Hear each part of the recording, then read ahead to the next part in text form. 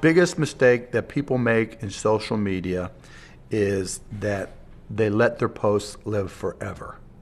I think we are about to go through a huge transformation in digital media for the simple reason that people are starting to recognize that our privacy is disintegrating in a lot of respects.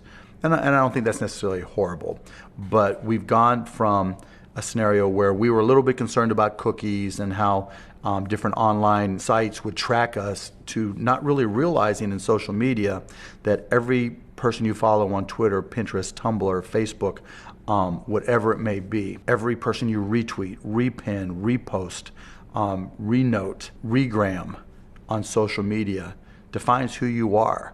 And there are applications now who are collecting every bit of that and creating profiles about you and anticipating what you're going to do next. And so you are, by what you do on social media, you are creating a profile about yourself. And that is going to be used not just by online companies, but that's going to be used in every walk of life. You're going to go look for a job and they're going to run an online social media analysis of you and use that as a psychological profile. You're going to get sued if you're a business person and they're going to look to see where and how you posted. Then they're going to bring in an expert and say, Mark Cuban, based off of who you tweeted, who you retweeted, who you pinned, who you repinned, who you posted, who you regrammed, what you wrote, put on Instagram, what you wrote in this forum, we've aggregated all that together and run it through some algorithms, and we decided that you are most closely like this person who we convicted of that crime, so you must be alike.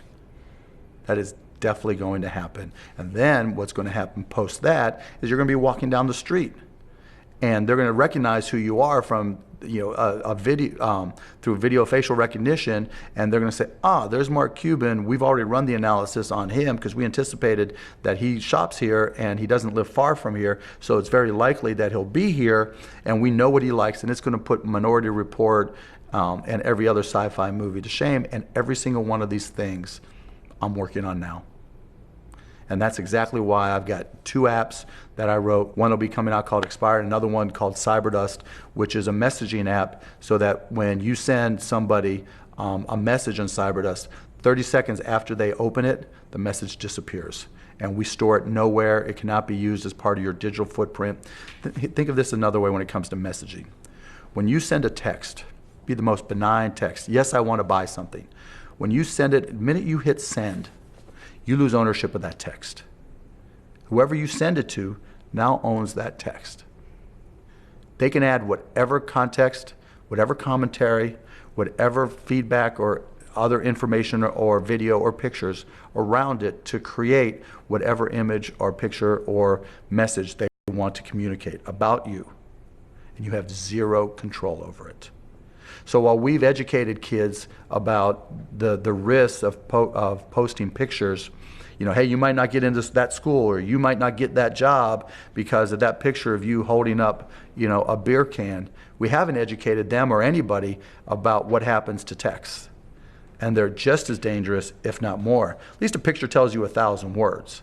With a text, the other 995 can be created by anybody to create whatever picture they want to create. And that's the reason I created Cyberdust, to take care of that. And that's the reason why we created Expire. You need to be going back and deleting all your tweets after a certain period of time. Deleting all your retweets after a certain period of time. Unfollowing people that you think could send the wrong message, even though you don't know what that message could be construed as in the future. It's scary.